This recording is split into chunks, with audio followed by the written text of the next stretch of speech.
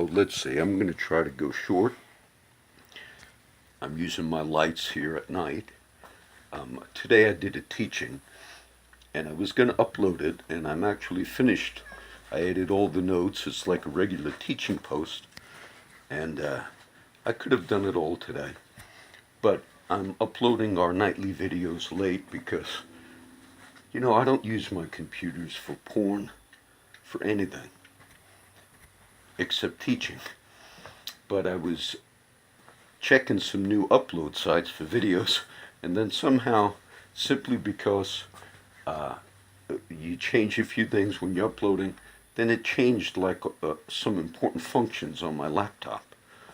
And I'm trying to get back, and when you Google reset and all, but they want you to go to Bing, the other search company.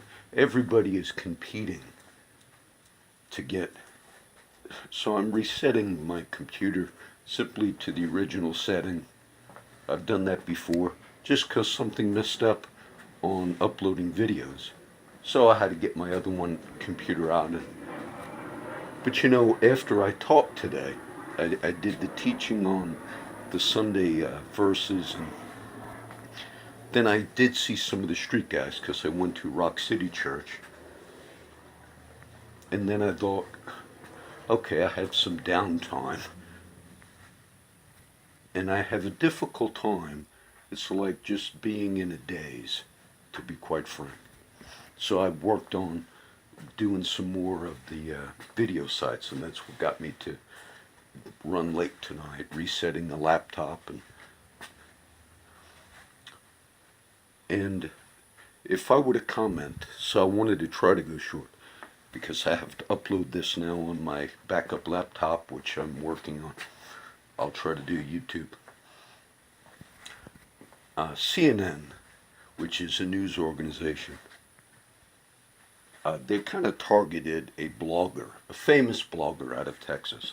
I won't give his name, he's somewhat controversial, but they had on their CNN site, he got one strike. If he gets two more, they'll remove him from YouTube. Some guy. They're advocates. They also, in the tragic school shooting in Florida, one of the survivors, they've actually come against him, calling him a liar. Because he said CNN, when they did their sort of like talk with the surviving kids, they had an agenda, is what he said. They told him to follow a script. And then CNN came out against him. And how do you know that young man is telling the truth? Because they were scripted, CNN scripted questions and other things this last year and a half, and they still denied that. But no, it was true, because other people that were liberal came out, and so they kind of are using their media outlet. And they only have one website. And they're using it in a way, and last year CNN did something. They went and found somebody that was on like a Reddit site. Then they tracked him down. He was critical, I guess, of CNN. And then they said, we're going to expose his name, whatever controversy it was. And they said, we contacted him, and if we exposed his name because it was a controversial racial thing, they said his life could be in danger. And then CNN publicly said, but if he keeps doing it, whatever he was blogging on, we will then expose his name. They openly said, we believe that if we reveal this particular Reddit blogger's name, it would cost him his life, and then they threatened to do that. So you have advocacy by news media to the point where independent bloggers would permanently be removed if they said, we're going to expose names because we know that it's going to put a certain person's life in danger. Any independent blogger, any YouTube strikes against a blogger, anybody, that should be calls for them to be removed, because they called the surviving kid of the Florida tragic shooting, they were calling him a liar. They also targeted other people. And if I were to comment on anything, it would be on that. Responsibility in journalism. And you say, John, sometimes you are overboard. I understand that. But I never threaten. Nor do I say, I think that it would be sufficient for some media outlets to go out of business because of the way they have done things, regardless of the view of left or right. So I'm going to make this because I did do the teaching today, and I have a couple of teaching things that are going up, and everything's fine. I'm still doing the process of what I'm supposed to do, teaching and all. I'm not set back, that's why I have backups. But I also thought there was always controversy going on. And then I saw some of my homeless friends. I could have had them on the teaching today. But there's like a dead space, you know? That's what it feels like a dead space. And whenever we see the tragedy, sometimes, you know, there were days in the last few weeks where, you know, maybe I say out loud, I'm ready. I'm ready to go. I'm ready. And there are days where I think maybe I don't feel well, and you could feel something like just you don't feel well, or maybe you feel dizzy or whatever. And some of those moments I'm like, and it's not so much a test. I think it's an effect that people have on their minds over periods of time. Whatever, if it's self-induced stress, whatever the things are in life. And then I try to say, and just little things that I was very upset just on this minor resetting of things tonight and trying to function in that way. So, okay, it's going on. The teaching coming up today, I taught on the Mass verses.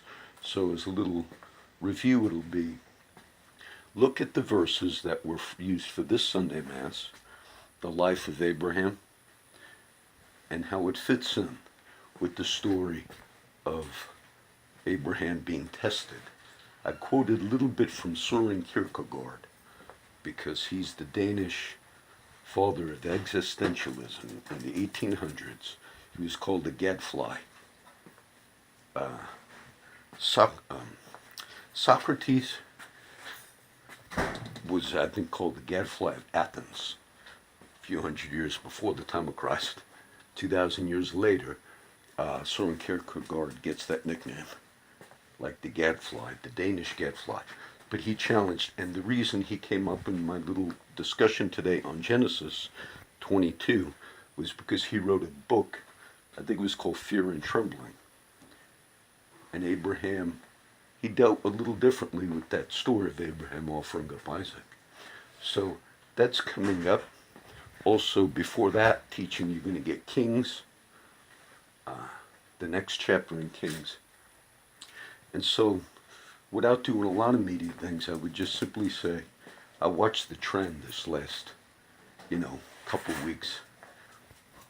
And to me, what some of the outlets have done is quite disgraceful. Regardless of your view on politics, what some of them have done is disgraceful. They manipulated even one of the parents of a daughter who was killed in the shooting. President Trump had a meeting with those parents. Now those were news shots, and it was ABC or NBC that had that father yelling. But then they didn't show you, at the end of his yelling, he was in a meeting with Mr. Trump. He then turned to Mr. Trump and said, and we can do something about this together. But one media, ABC, made it look like he was yelling at Trump.